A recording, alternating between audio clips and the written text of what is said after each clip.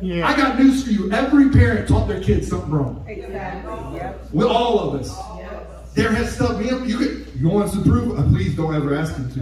But I'm sure Caleb can tell you some things. Even when I started walking with God, that I taught the boy that now I'm like, please reject everything I said back then. Because I was talking in my own understanding and I didn't understand it. And now I went to God. God gave me the understanding. But you don't have to be bound by your parents' understanding. You don't have to be bound by a culture's understanding. Listen, you can be free of all that stuff. You can be free to walk in the kingdom of God and the understanding and the ways of God.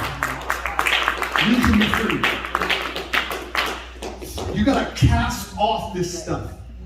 He says, lean not on your own understanding, but in all your ways acknowledge him, and he shall direct your path. I just say, God, in all of my ways, I have been in error, but you are correct. You are working on the inside of me. You send the helper because I need help, so I believe you're going to help me. So I throw it off, and then all of a sudden the path is clear. And I can walk on it.